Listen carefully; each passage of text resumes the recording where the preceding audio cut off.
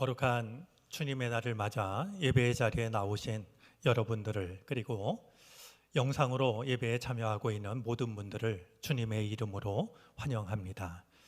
예배하는 우리들 마음속에 주님만이 주실 수 있는 하늘의 은총과 평화가 복되게 임하는 시간이 되어지기를 바랍니다. 굉장히 추운 날 오셨는데요, 그럴수록 주님께서 가장 따뜻한 사랑으로 우리를 한 사람 한 사람 맞아 주시기를 바랍니다.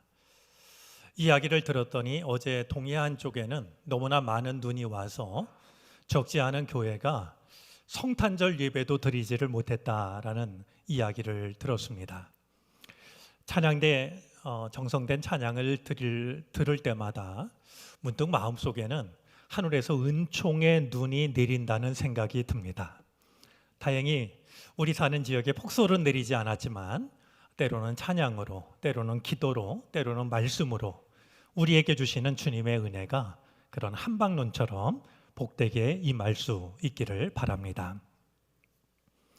오늘은 2021년을 보내는 마지막 주일, 송년 주일입니다.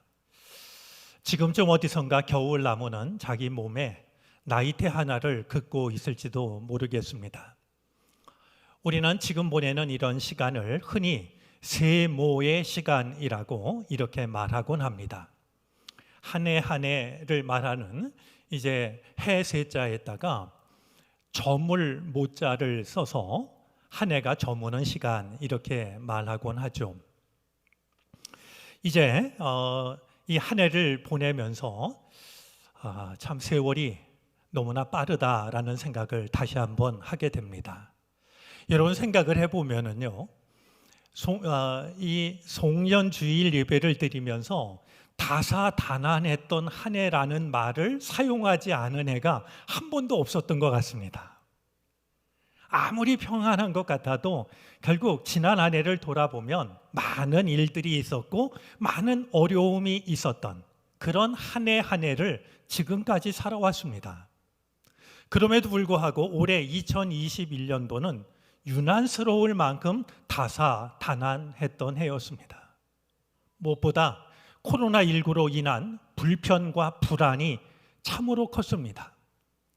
장로님 기도하신 대로 아직도 정말 많은 사람들이 이 전염병으로부터 자유롭지 못하고 이제 누가 이 병에 걸려 전염됐다 해도 이상할 것이 없는 그런 세상 속에서 살아가고 있습니다.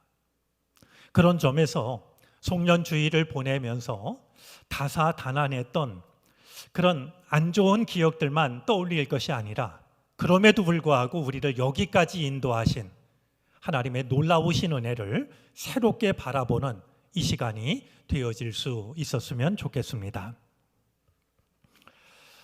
오늘 성경 본문을 대하면서 문득 재미있다라는 생각이 듭니다. 올해 성탄절은 마침 토요일이어서 어제 저희가 성탄절 축하 예배를 드렸습니다. 이 시절이 이렇구나라는 걸 느꼈는데요. 어제 모처럼 어린이들, 어른들 예배당이 가득 이렇게 모이시니까 무엇보다 반갑고 좋으면서도 한편으론 이렇게 많이 모여도 되나? 이런 걱정을 하는 저 자신을 보면서 우리가 보내고 있는 시간이 얼마나 우리들의 마음을 위축시키고 있는가 하는 것을 다시 한번 느꼈습니다. 이제 어제 우리가 성탄 축하 예배를 드리면서 아기 예수님이 이 땅에 태어나심을 축하했는데요, 하루가 지나고 나서 송년주일을 지내면서 오늘 주어진 성서 일과를 따라서 12살 소년 예수님에 관한 말씀을 생각하게 됩니다. 말씀을 대하면서 재미있다라고 여겨졌던 게 어제 태어나신 예수님이 간밤에 금방 12살이 되신 건가? 이런 엉뚱한 생각이 마음속에 들었기 때문입니다. 예수님의 12살 시절 이야기는 4복음서 중에 누가복음에만 나옵니다. 다른 복음에선 찾아볼 수 없는 소년 시절 예수님의 이야기가 우리가 읽은 바로 이 누가복음에만 담겨 있죠. 그런 점에서 누가에게 고마운 생각이 듭니다. 왜냐하면 누가가 이 말씀을 기록하지 않았으면 우리는 성경을 통해서 예수님의 그런 소년 시절 이야기를 접할 기회가 없었기 때문입니다. 혹시 여러분은 여러분의 12살 시절을 기억하십니까? 12살이면 초등학교 한 4학년, 5학년쯤 됐을 텐데요. 그때 여러분들 모습이 어땠는지, 그때 여러분들이 어떤 생각을 했는지 기억나시는 분이 있을지 모르겠습니다. 언젠가 저희 어머니가 제가 어릴 적부터 받았던 상장, 성적 증명서 이런 거를 다 모아 두신 거를 저한테 주셔서 제가 보다가 깜짝 놀랐는데요. 초등학교 4학년 생활기록부에 보니까 정말 잊고 싶은 그런 글이 쓰여져 있었어요. 담임 선생님이 쓰신 글인데요. 놀랍게도 코를 잘 흘림, 이런 내용이었습니다. 제가 초등학교 4학년 시절 코를 잘 흘리는 아이였습니다. 자, 우리가 과연 초등학교 4학년쯤 됐을 때, 12살쯤 됐을 때 우리들의 모습, 우리들의 생각은 어땠을까? 잘 짐작이 안 되는데요. 그런 점에서 과연 예수님의 12살 시절은 어떠했을까 궁금한 마음이 듭니다. 오늘 말씀을 보니까 예수님의 부모들은 해마다 정해진 관례를 따라서 6월절이 되면 예루살렘 성전을 찾아갑니다. 우리 출애굽기 23장 14절에 의하면은요, 유대인 성인 남자들은 해마다 꼭 지켜야 될 3가지 절기가 있었습니다.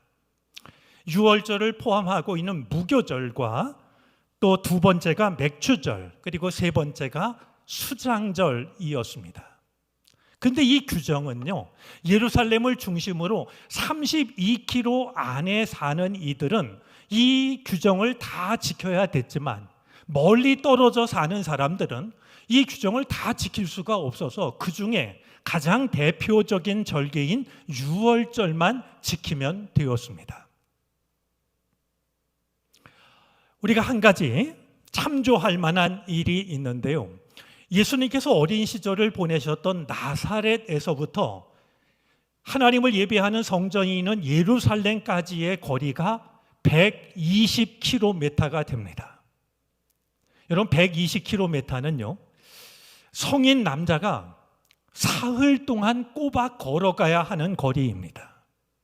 자, 이 부모가 해마다 6월절을 지켰다라는 걸 생각하면은요, 꼬박 사흘 길을 걸어가야 예루살렘에 가는 겁니다. 거기서 6월절을 일주일을 지켜야 됐는데요, 일주일을 지키고 또다시 집으로 가려면 다시 사흘 길을 걸어가는 겁니다. 그러면 어림짐작을 해도 6월절을 지키기 위해서는 2주간의 시간이 필요했습니다. 우리가 잘 알고 있는 것처럼 예수님의 아버지 요셉의 직업은 목수입니다. 지금은 혹시 고급 기술일지 몰라도요, 그 당시 목수는요, 그저 하루 벌어서 하루 살아가는, 근근히 먹고 살아가는 가난한 직업이었습니다.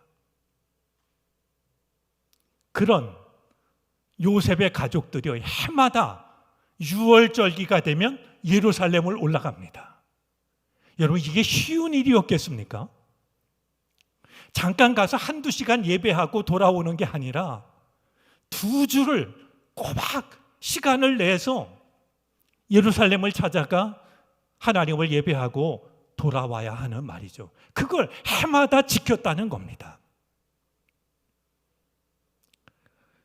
돌이켜 생각하면 예수님은 아주 어렸을 때부터 이런 부모님에게서 신앙의 유산을 물려받았을 겁니다.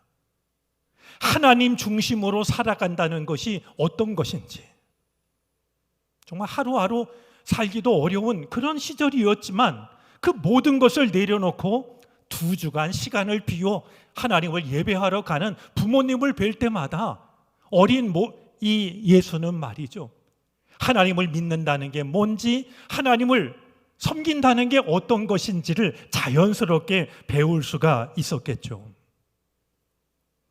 예수님의 어린 시절을 생각하면은요, 예수님은 믿음의 말씀에 충실한 분이셨습니다. 태어난 지 8일째 되던 날 율법을 따라서 할례를 받으십니다. 8주쯤 되었을 때는 아기를 낳은 어머니가 정결 예식을 행하게 될 때 맏아들을 하나님께 바치는 헌화 예식에 참여했을 겁니다. 오늘 말씀을 보니까 12살이 되었을 때 예수님은 부모님과 함께 예루살렘으로 올라갑니다. 유대인의 성인식은요 13살 때 하게 되는데요, 13살이 되면 이제 율법의 아들이 됩니다. 너는 이제 한 인간으로서 하나님 말씀 앞에 책임 있는 존재로 살아가야 한다라는 의미를 담은 언약의 예식, 율법의 아들이 되는 예식을 했습니다. 아마 오늘 예수님의 예루살렘 동행은 이 율법의 아들이 되는 일과 무관하지 않으셨을 겁니다. 또한 예수님은 30살이 되어서 하나님 나라 일을 시작하십니다. 왜 30살이었을까요? 짐작하게 하는 말씀이 하나 있는데요, 민수기 4장 47절에 의하면 이 30살의 의미는요, 제사장이 제사장의 일을 시작할 수 있는 나이였습니다. 그런 점에서 어쩌다가 30살에 하나님 나라 일을 시작하신 게 아니라 하나님 나라 일을 이제 시작할 수 있는 그 나이를 염두에 두신 것이 아닐까 하는 생각을 하게 되죠. 저는 어릴 적에 집안 형제들하고 바둑을 조금씩 두었습니다. 바둑을 잘 두는 건 결코 아닌데요, 그냥 가는 길만 압니다. 그런데 바둑 격언 중에요 이런 게 있습니다. 묘수 많은 바둑치고 이기는 법 없다. 바둑을 둘 때 묘수를 많이 두면 이길 것 같지만요, 아니라는 거예요. 묘수 많은 바둑치고 이기는 법 없다라고 말해요. 바둑은요 기가 막힌 묘수를 두어서 이기는 게 아니라요, 한 수 한 수 바른 수를 두는 것이 이기는 길입니다. 그냥 묵묵히 틀리지 않은 수를 두는 게 지지 않는 길이 되는 거예요. 믿음도 마찬가지입니다. 어려운 일을 당했을 때 열심을 내는 것도 중요하지만 믿음의 기본기에 충실한 것도 더욱 중요한 일이 됩니다. 오늘 송년주일을 맞으면서 예수님의 부모들이 예수님에게 하나님을 믿는다는 게 무엇인지를 삶으로 보여주셨던 것처럼 나는 나의 자녀들에게, 사랑하는 사람들에게 어떤 믿음을 전해주고 있는 것일까 돌아보았으면 좋겠습니다. 그리고 예수님께서 어렸을 때부터 믿음에 충실하고 말씀에 충실한 삶을 살아가셨던 것처럼 지금의 나는 내 믿음의 기본에 충실하고 있는 것일까? 하나님의 말씀을 성실히 따르고 있는 것일까? 아울러 돌아보는 시간을 가질 수 있게 되기를 바랍니다. 자, 일주일간 유월절 절기를 마치고 집으로 돌아갈 때였습니다. 생각하지 못한 어려운 일이 찾아옵니다. 하루 길을 걸어간 예수님의 부모님들이 예수님을 찾아보니까 보이지를 않습니다. 예수님의 부모들은 당연히 예수님께서 어떤 일행과 동행을 하고 있다라고 생각을 했습니다. 워낙 길이 멀다 보니까 이제 챙겨야 할 물건도 많고 또 소수가 움직이다가는 중간에 강도를 만날 수도 있으니까 유월절기와 같이 먼 길을 걸어가야 할 때는요, 친척들이 모여서 함께 움직이기도 하고 때로는 마을 사람들이 함께 모여서 움직이기도 했습니다. 예수님의 부모들은 하루 길을 내려가면서 예수님을 왜 안 찾았겠어요? 왜 안 찾아봤겠어요? 그런데 보이지 않을 때마다 그래, 친척 누군가와 같이 가고 있겠지. 동네 형들, 동생, 또래들이랑 같이 가고 있겠지. 그렇게 생각하면서 하루 길을 내려갔던 것이었습니다. 결국 하루 길을 내려간 뒤에 예수가 보이지를 않자 깜짝 놀란 부모님들은 다시 길을 거슬러 올라 예루살렘으로 돌아가게 됩니다. 오늘 이 단순한 이야기는 우리의 믿음을 돌아보게 합니다. 우리도 믿음의 길을 걸으면서 예수님의 부모님처럼 생각할 때가 있습니다. 내 주변 어딘가 예수님이 계시겠지. 내가 그래도 예배에 참석하고 하나님 말씀을 알고 있고, 내 어머니는 나를 위해 눈물로 기도하시고, 내 아내가 신앙생활 열심히 하고, 뭐 이런저런 것을 생각하면서 그래도 내가 믿음의 길을 걸어가고 있고 믿음이 내게 아주 없지 않으니 예수님도 내 곁 어딘가 계시겠지 하는 생각을 가지고 믿음의 길을 그냥 갈 때가 있습니다. 그런데 막상 주님이 필요해서 주님을 찾아보니 주님이 내 곁에 계시지 않는 당황스러움을 경험합니다. 당연히 어딘가 있을 줄 알았는데 찾아보니 없어 당황했던 예수님의 부모들처럼 말이죠. 정말 그분이 필요할 때 아무리 찾아도 주님이 내 곁에 계시지 않는 이런 당황스러움을 우리도 경험을 합니다. 오늘 본문 속에는 우리로 하여금 경각심을 갖게 하는 내용이 있습니다. 오늘 말씀을 보면요, 예수님의 부모들이 예수님이 곁에 없다는 사실을 깨달은 것은 하루길을 걸어가서였는데요, 잃어버린 예수님을 되찾는 데는 사흘이 걸립니다. 예수님이 내 곁에 없다는 사실을 깨닫는 것도 어려운 일이지만요, 잃어버린 예수님을 되찾는 일은 훨씬 더 어려운 일이 됩니다. 없다는 걸 하루 만에 알게 됐는데 찾는 데는 사흘이라는 시간이 걸렸기 때문입니다. 간절한 마음으로 오늘 송년 예배를 드리면서 드리고 싶은 말씀이 있습니다. 어딘가 계시겠지 쉬운 마음을 가지고요, 예수님 없이 너무 먼 길을 가지 마시기를 바랍니다. 그러면 예수님이 없다는 사실을 깨닫고서 예수님을 찾는데 그보다 훨씬 더 많은 시간을 필요로 하기 때문입니다. 어떤 사람들은요, 잃어버린 예수님을 다시 찾는데 평생의 시간을 필요로 하는 사람들이 있습니다. 나의 힘으로는 감당할 수 없는 어려움을 겪고서야 주님을 찾기 시작하는 경우도 어렵지 않게 보게 됩니다. 어딘가 계시겠지, 너무 쉽게 생각하지 마시고 정말 내 곁에 주님이 계신 건가? 나는 주님과 동행하고 있는 건가? 오늘 또다시 한 해를 보내는 송년주일을 맞아서 한번 내 믿음을 정직하게 되돌아볼 수 있는 우리가 되어질 수 있기를 바랍니다.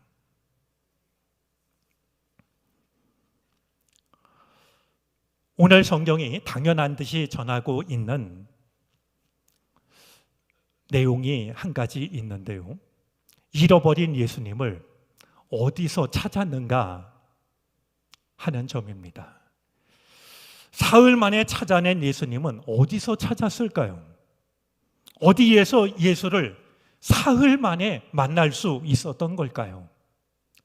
오늘 성경을 보니까 당연한 듯이 전해주는데요, 성전이었습니다. 우리는 기억해야 됩니다. 잃어버린 예수를 찾을 수 있는 곳은 다시 찾아간 성전입니다. 이 단순함이 주는 무게가 가볍지 않았으면 좋겠습니다. 가까이 있다고 생각했던 주님이 계시지 않을 때 그 주님을 다시 찾을 수 있는 곳은 내가 다시 찾아간 성전을 통해서입니다. 성전은 잃어버린 주님을 찾을 수 있는 유일한 장소는 아니지만 최선의 장소임에는 분명합니다. 어디서나 잃어버린 주님을 찾을 수 있지만 성전은 잃어버린 주님을 찾을 수 있는 가장 좋은 자리입니다. 왜냐하면 예배를 통해서, 눈물의 기도를 통해서, 내게 주시는 살아있는 말씀을 통해서, 때로는 오랫동안 내려놓았던 헌신을 통해서 우리는 잃어버렸던 주님을 다시 찾을 수가 있게 되기 때문입니다. 요즘은 하루해가 금방 저뭅니다. 동지의 계절을 보내고 있어서 하루해가 금방 저물고 말죠. 한 해도 왜 이렇게 빨리 가는지 모르겠습니다. 저도 이제 나이를 먹는 탓인지 모르겠지만 2021년 시작한 지 얼마 전인 것 같은데 벌써 21년을 보내는 마지막 주일이 됐다니까 잘 믿어지지가 않습니다. 여러분, 인생의 해도 그렇게 금방 지고 마는 거 아닐까요?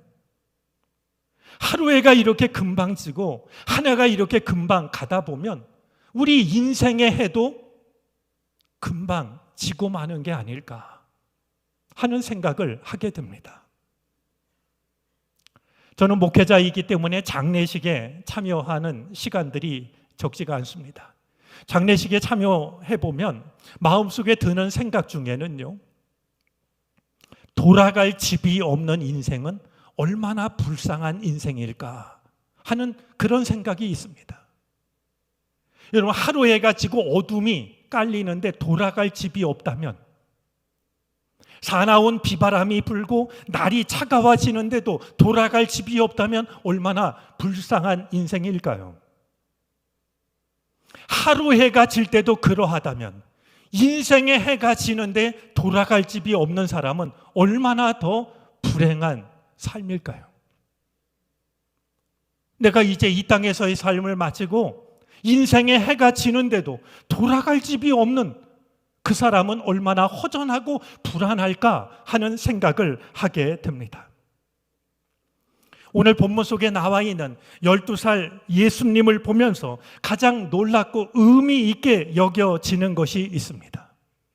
예수님은 12살 시절부터요, 아마 그 이전부터 그러시지 않았을까 싶은데요, 예수님은 하나님의 집을, 성전을 내 마음의 집으로 삼고 있었습니다. 사흘 만에 아들을 찾은 예수님의 부모는 깜짝 놀랐습니다. 12살 아들이, 여러분 12살이면 어린 아들 아니겠습니까? 이 아들이 율법 교사들 사이에 앉아가지고요, 하나님의 말씀에 대해서 묻기도 하고 듣기도 하고 대답도 하시는 말이죠. 율법을 토론하고 있는 모습을 보게 되었는데요, 예수님이 하시는 말씀이 얼마나 지혜로운지 그 모습을 보고 그 말씀을 듣는 모든 사람들이 놀랐다라고 말합니다. 누가복음을 기록한 누가는요, 언어 감각이 매우 뛰어났던 사람입니다. 단어 하나도 신중하게 고르는데요, 예수님이 하는 말과 지혜를 보고 놀랐다라고 할 때 이 놀랐다는 말은요, 그냥 제가 꽤 똑똑하네, 이 정도가 아니고요, 놀랐다라는 이 말은 정신을 잃어버리다, 혼비백산하다 이런 뜻입니다. 얼마나 놀랬는지 넋이 나간 것처럼 놀랬다는 거예요. 누가는 이 놀라다라는 말을요, 초자연적인 현상을 나타낼 때만 사용했던 그 단어를 쓰고 있습니다. 아마 예수님의 부모도 깜짝 놀라면서 아니 저 아이가 우리 아들 맞아? 그렇지 않으셨을까라는 생각도 해보게 됩니다. 예수님을 가장 걱정했기 때문일까요? 예수님의 어머니가 그런 예수에게 말합니다. 아이야, 어찌하여 우리에게 이렇게 하였느냐? 네 아버지와 내가 근심하여 너를 찾았느니라. 이렇게 얘기하는 어머니의 모습 속에는 안도감과 함께 노여움도 담겨져 있는 것을 느끼게 됩니다. 찾았으니 다행이지만 한편 생각하면 정말 이해할 수 없는 짓을 한 예수님에 대한 노여움이 느껴집니다. 여러분, 보통의 아이라면 어떠했을까요? 사흘 동안이나 엄마 아빠와 떨어져 있다가 엄마 아빠가 나타나면 여느 아이들 같으면 울며 엄마 품으로 달려가지 않았을까요? 왜 이랬느냐고 물으면 보통 아이들 같으면 죄송해요. 다시는 이런 일 하지 않을게요. 그렇게 얘기를 했을 것 같아요. 그런데 어머니의 이야기를 들은 12살 소년 예수의 대답은 너무나 뜻밖이었습니다. 이렇게 말합니다. 어찌하여 나를 찾으셨습니까? 내가 내 아버지 집에 있어야 할 줄을 모르셨습니까?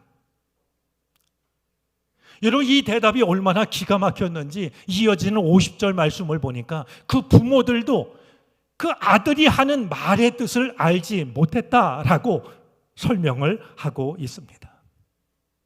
여러분, 오늘 본문 속 12살 예수님의 이 모습과 예수님의 대답은 우리에게 매우 중요한 질문 한 가지를 던지고 있습니다.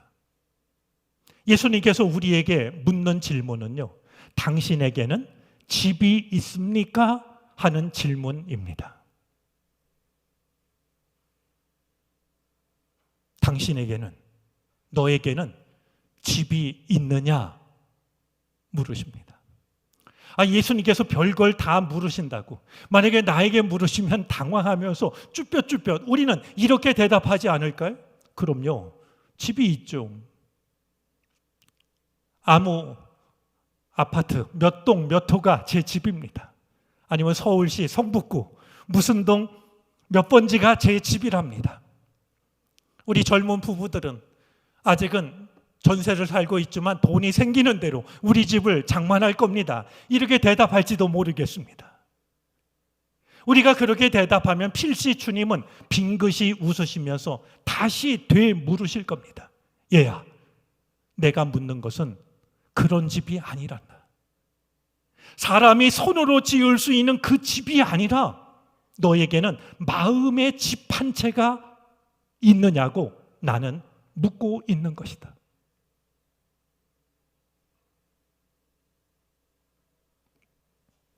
예수님께서는 성전을, 하나님의 집을 내 마음의 집으로 삼으셨습니다. 어떤 일이 있어도 떠날 수가 없는, 하나님의 말씀을 듣는 일에 시간을 다 잊어버릴 수 있는 마음의 집으로 삼으셨습니다. 하나님이 계신 곳, 내가 당연히 머물러야 할 곳, 잃어버린 나를 다시 찾을 수 있는 곳, 예수님에게 있어서 성전은 바로 마음의 집이기도 하셨던 겁니다. 오늘 2021년을 보내는 마지막 송년주일을 맞아서 12살 소년 예수님을 통해서 오늘 우리들의 모습을 돌아볼 수 있었으면 좋겠습니다. 내게는 과연 마음의 집 한 채가 있는 것일까? 영혼까지 끌어모아야 집을 살 수 있다라고 하는 그런 집 말고 언제라도 내 영혼이 안식할 수 있는, 하나님을 만날 수 있고 세상을 살다가 나 자신을 잃어버렸을 때 언제라도 잃어버린 나 자신을 하나님 앞에서 다시 찾아낼 수 있는 마음의 집 한 채가 나에게는 있는 것일까? 돌아볼 수 있는 시간이 되어질 수 있기를 바랍니다.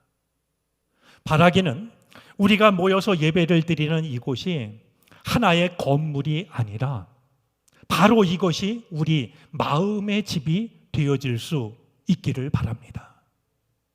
언제라도 하나님을 만날 수 있는 곳, 잃어버린 나를 되찾을 수 있는 곳, 하나님의 말씀을 듣느라 시간을 잊어버릴 수 있는 곳, 우리가 모이는 이곳이 우리 한 사람 한 사람에게 마음의 집 한 채가 되어질 수 있기를 바랍니다. 우리들의 모임이 단순한 사람들의 모임이 아니라 우리의 모임이 마음의 집 한 채를 이루어가는 그런 모임이 되어질 수 있게 되기를 바랍니다. 사랑하는 교우들을 만날 때마다 그 집에 들어 참된 쉼과 그리고 함께 하나님을 예배하면서 잃어버렸던 나 자신을 되찾는 놀라운 은혜를 경험할 수 있게 되기를 바랍니다. 돌아갈 집이 있는 사람은 편안합니다. 돌아갈 집이 있는 사람이라야 평안합니다. 날이 어두워져도 두렵지 않습니다. 비바람이 불어도 걱정할 이유가 없습니다. 왜냐하면 돌아갈 집이 있기 때문입니다. 이 주님의 집을 내 마음의 집으로 삼아서 세상을 살아가며 어둠이 닥쳐온다 할지라도, 비바람이 불어친다 할지라도, 때로는 추위가 다가온다 할지라도 두려워하지 말고 아버지 집, 내 마음의 집에 들어서 참된 쉼과 또 잃어버렸던 나 자신을 얼마든지 되찾을 수 있는 이 놀라우신 은혜를 누리는 우리 모두가 되어지기를 주님의 이름으로 부탁을 드립니다. 기도하겠습니다. 아버지의 집을 나의 집으로 삼으셨던 주님, 주님이 계신 이 집을 우리 마음의 집으로 삼기를 원합니다. 언제라도 우리의 마음이 머물러 평안을 누리게 하여 주시고 세상을 살며 잃어버렸던 나 자신을 이 마음의 집에 들어 되찾는 우리가 되게 하시옵소서. 주의 말씀을 들으며 시간을 잊어버리는 즐거움도 누리게 하시옵소서. 영혼까지 끌어모아 집을 마련하는 이 시대, 우리 마음 속에 마음의 집, 영혼의 집 한 채 간직하게 하여 주시고 우리의 마음 만남이 마음의 집을 짓는 하나님의 선물이 되게 해 주시옵소서. 우리 삶의 근거가 되시는 주 예수 그리스도의 이름으로 기도를 드립니다. 아멘.